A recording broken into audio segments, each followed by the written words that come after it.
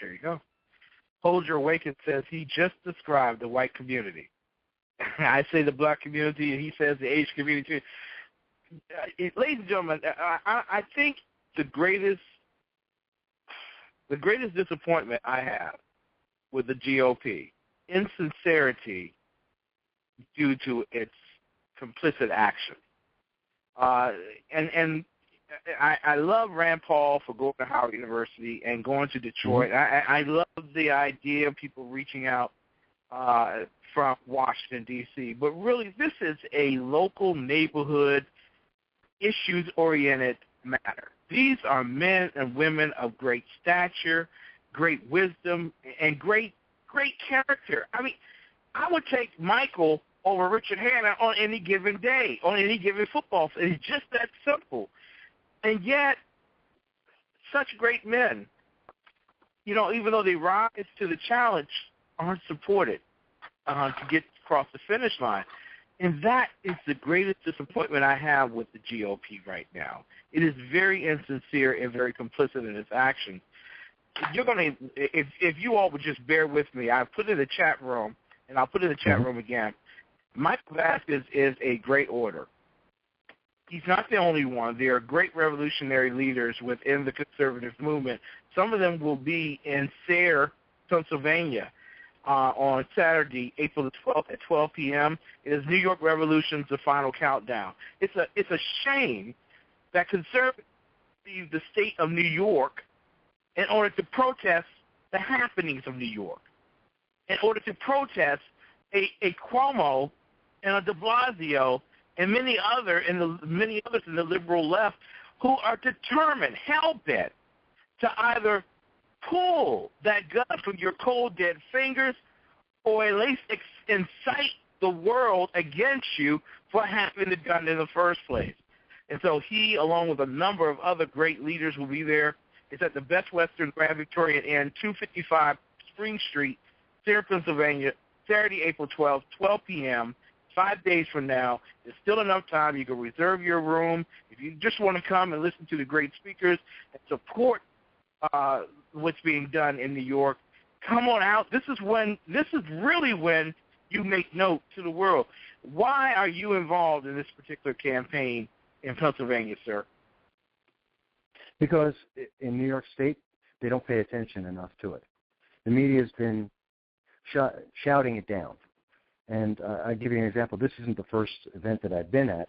I was 2-3 weeks ago, I was speaking in Endicott, New York, at a similar event. And there was not a single reporter there. There was no one from the news media covering this. It was incredible. We had about 200 people, maybe 250, maybe 3, sitting there, all involved in our laws.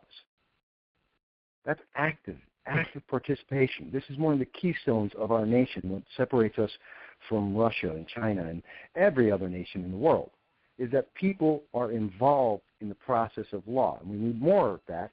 But when people do step up and they do get involved on something that's controversial and important and a cornerstone of our liberties and our freedoms, the media should be paying attention. Except that doesn't go in line with our governor, who would like to see us all leave the state, as if the state isn't losing people already for the last 60 years consistently. And we have a media that tends to, overall, the media is liberal, and they tend to agree with our governor more than the people. And so we're seeing that you're not going to get the right attention. You're not going to get the attention and let other people know that, you're not the only one. They want us to feel like we're isolated. They want us to feel like we're the only ones who are against this. That's hogwash. I've gone across this entire district, and this is 3 hours north to south from the Pennsylvania border up to Oneida County, which is past Syracuse. And I talked to people about the Second Amendment as well as many other issues. And I can tell you, they care. They're concerned. They're involved. They want to get rid of the New York SAFE Act.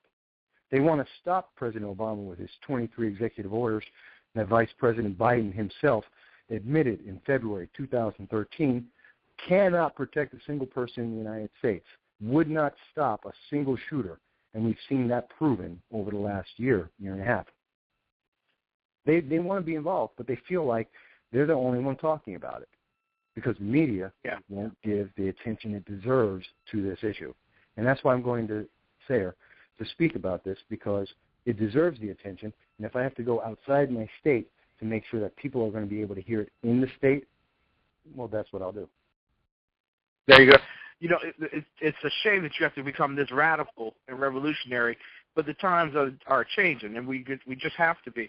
We're talking tonight with Michael Vasquez, a former candidate for Congressional District 22 out of New York. I'll be looking for him to come on the air with us more often through the campaign in preparation for future campaigns as well. Final question to you. This is just a happy note here. Just a happy note. Okay. I know you and I probably haven't received our black card yet from Al Sharpton. We're not a part of the team, apparently. But what of it? Your thoughts? The Daily News out of New York published this afternoon, that Reverend Al Sharpton worked as an FBI informant, taping conversations with Montel to help bring down Genevieve's crime family, according to a report from the FBI, of course. And the report is entitled "The Smoking Gun," by the way. Your thoughts on the great Al Sharpton? Well, I guess the first question someone has to ask is, gee, why is Al Sharpton connected to mafia? And how is he connected to the mafia? That he could be able to be in a position to to work for the FBI and get the tapes. That troubles me.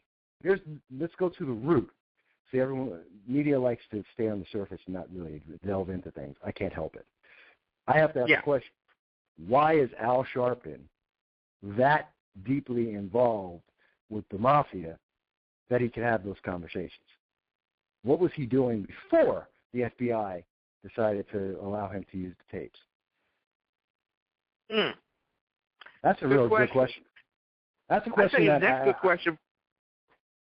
think the next good question we should be asking, what is the relationship between Mr. Obama, President of the United States, and Al Sharpton?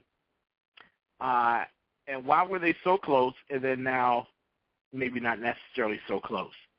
When did they know, and when did it? Mm-hmm. Well, President Obama likes to throw people under a bus. Al's not the first. He's done it quite a bit. Oh, I think this is going to do massively for ratings amongst the brothers who are listening, the hardcore brothers who are listening to him out of B-More, who are not necessarily the most gracious proponents of snitching. So, I have to say, the communities out there, people really need to. The reason why President Obama got elected and the reason why he got reelected have nothing to do with his actual qualifications, because if it was, he would have never been there. He's worse than President Jimmy Carter on almost every criteria that you can point out. And how he got reelected, I have no idea, other than he's a very good speaker and he's a person of color. He's black.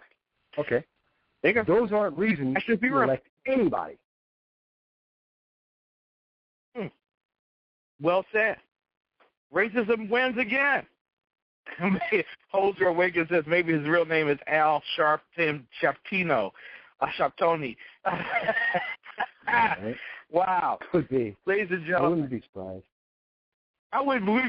We wouldn't be. Listen, Michael Vasquez, and I do want you to get with me later on, Michael, this week. I want to talk with you about joining AC Nation, doing your own radio program as well under our format. That's if you're interested in doing so.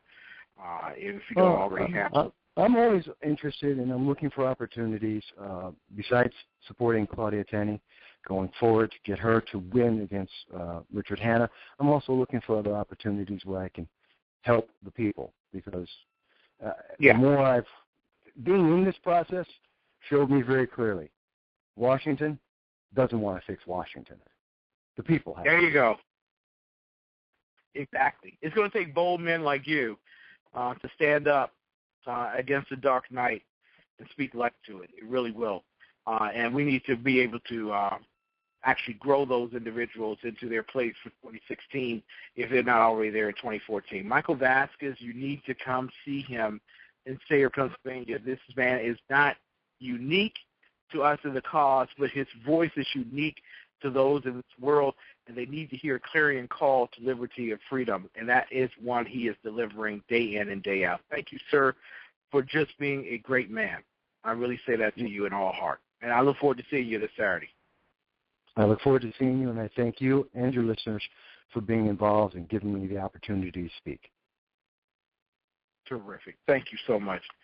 Michael Vasquez, listen, this is not him going into the sunset, trust me. This is actually him walking into the new dawn.